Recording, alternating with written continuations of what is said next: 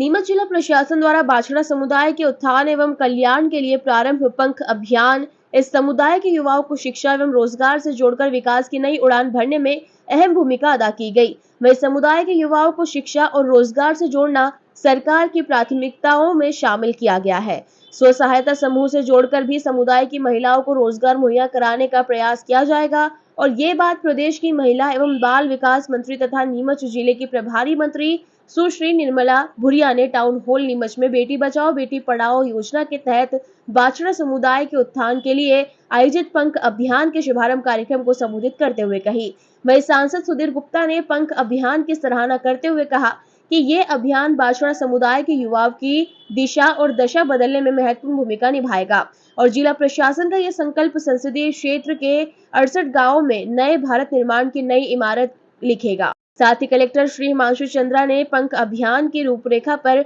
विस्तार से प्रकाश डालते हुए कहा कि जो भी युवक युवतियां पढ़ लिख कर रोजगार प्राप्त कर लेते हैं, शिक्षा प्राप्त कर लेते हैं, वे अपने परिवार को आगे बढ़ा सकते हैं। बाछड़ा समुदाय के जो युवक युवतियां 10वीं 12वीं या आगे की पढ़ाई कर चुके हैं, उन्हें रोजगार उपलब्ध कराने का प्रयास किया जा रहा है। समुदाय की महिलाओं को भी शासन की विभिन्न योजनाओं से जोड़कर स्वरोजगार के साधन मुहैया कराने के प्रयास किए जा रहे हैं। नीमच में स्थापित उद्योग भी इस कार्य में सहयोग कर रहे हैं।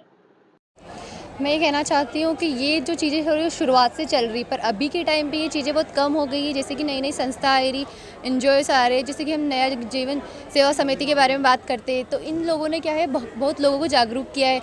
जो लोग पहले पढ़ नहीं रहे थे, जो इस कुरीतियों में जा रहे थे, आफ्टर इसके ज्वाइन के बाद लोगों ने क्या है थोड़ी जागरूकता है और ये सारे काम जो पहले चल रहे थे उसके कंपैरिजन में अभी कम हो गए। और मैं सरकार को बस यही कहना चाहती हूँ कि जो प्रोग्राम चल रहे हैं, ये चलाया है जैसे आज प्रोग्राम, इसका मतलब नहीं कि ये आज बच्चों को इकट्ठा कर लिया कि ये प्रोग्राम बस आज तक सीमित हो गया।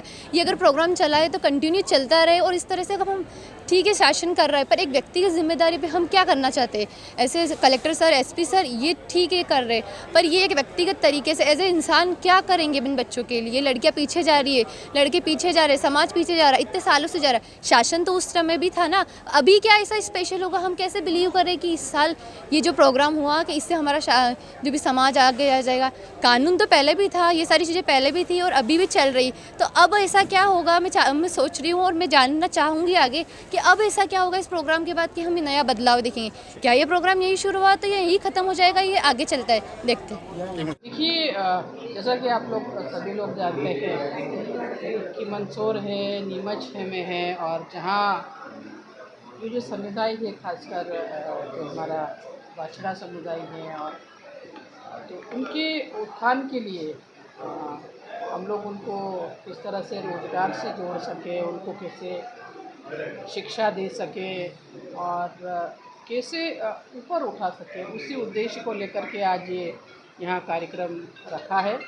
और मैं तो ये कहूँगी कि ये शुरुआत है और बहुत सराहनीय ये कदम है। और हमारी सरकार भी यही चाहती है, हमारे मुख्यमंत्री डॉक्टर मोहन यादव भी ये है कि जहाँ भी हमारी पिछड़ी जातियाँ हैं या इस तरह के समाज हैं, तो उनको रोज़गार दे करके, उनको शिक्षा से जोड़ करके और उनको कैसे आगे बढ़ाया जाके, ताकि वो स्वावलंबी बने, अपने पैरों पे खड़े हों। और इसी उद्देश्य को लेकर के आज ये कार्यक्रम था। और आने वाले समय में भी हम लगातार इसमें वॉच करेंगे और निरंतर इस तरह के कार्यक्रम, जागरूक करने के कार्यक्रम चलते रहेंगे आगे। मैडम, मध्य प्रदेश में ये एक समस्या है, खास करके कि उनको जाति प्रमाण पत्र बनाने में बहुत दिक्कत आती है, जिसके लिए वो लोग लगातार अप्रोच ये विषय भी आया है मेरे सामने और उसका कुछ न कुछ हम हल ज़रूर निकालेंगे यहाँ से। देखिए, बेटी बचाओ बेटी पढ़ाओ ये हमारा एक अभियान है और इसमें निरंतर हमारी